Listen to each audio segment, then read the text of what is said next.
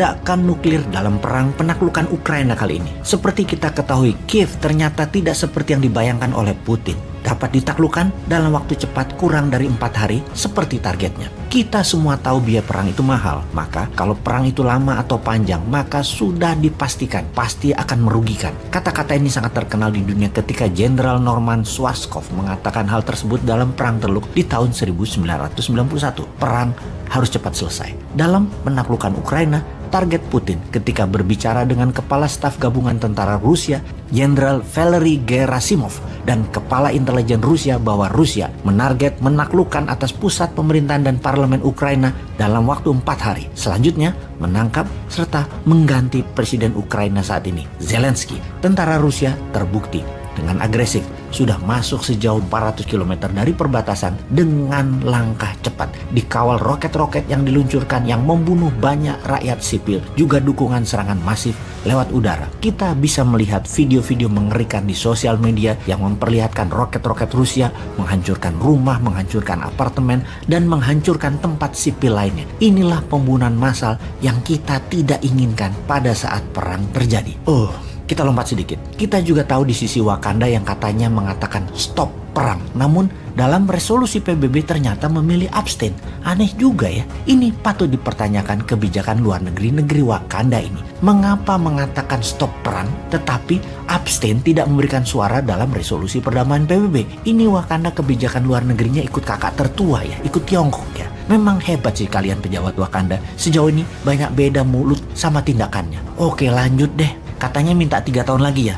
Monggo, silahkan. Kalau kita kaum New Mind memilih lebih baik mengingatkan apa yang akan terjadi di Ukraina, yaitu akankah dipakai atau diluncurkan hulu ledak nuklir itu? Kita tahu Rusia memiliki bom nuklir terbesar di dunia yang namanya Tsar Bomba yang memiliki daya ledak 50 megaton atau 50 juta ton. Daya ledaknya setara dengan 3.500 kali lebih besar dari ledakan Hiroshima. Rusia saat ini memiliki bom nuklir yang sedikit lebih kecil dari Tsar Bomba, yaitu Satan II, yang secara teknis rasanya tidak mungkin segila itu Putin akan ledakkan di Ukraina yang bisa membuat 10 juta manusia meninggal dan yang berefek 1000 kali lebih parah dari Chernobyl dalam jangka panjang. Namun Rusia punya 3.500 roket balistik berhulu ledak nuklir dan ada lebih dari 1.000 peluncur rudal balistik yang bisa menjangkau Eropa Barat. Rusia punya yang skala kecil yang akan memberikan efek gentar ke dunia dan mungkin saja dihajar ke Kiev.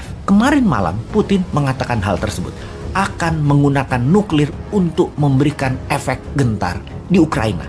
Sahabat, hal ini sebaiknya kita perhitungkan. Kita bahas beberapa jenis perang terlebih dahulu di zaman modern ini. Semuanya perang setelah Perang Dunia Kedua.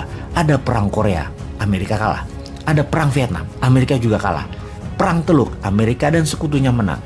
Perang Irak itu rekayasa. Perang Libya juga rekayasa, itu perampokan. Perang Timur Tengah dengan narasi perangi teroris, padahal mau ambil minyak, juga kalah terbirit-birit di Afghanistan misalnya di tahun 2021 kemarin, yang di Suriah masih berdarah-darah di sana. Semua perang selalu melibatkan Amerika. Perang di wilayah Timur Tengah adalah perang kontrol kendali atas energi minyak bumi dan gas. Perang Korea dan Vietnam adalah perang ideologi, komunis versus demokrasi.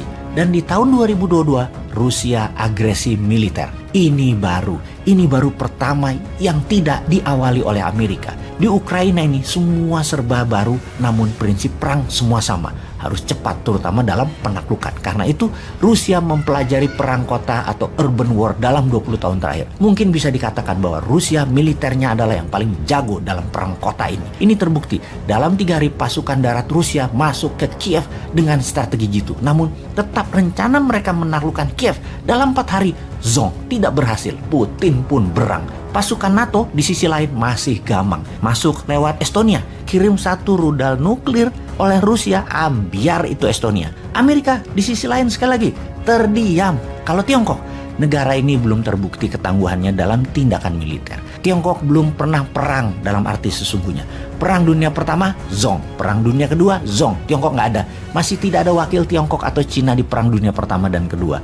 Sekarang akankah Tiongkok bermain untuk menunjukkan kesuperpowerannya? Atau tidak sempat yang sampai kapanpun Tiongkok bukan menjadi negara superpower, tetapi hanya negara besar. Alangkah sia-sianya Tiongkok tidak ambil bagian untuk pamer kekuatan ketika perang Ukraina ini terjadi.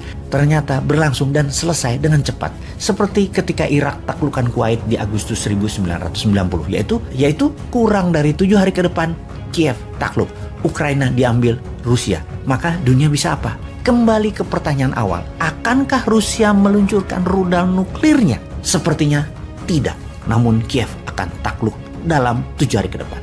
Kita buktikan.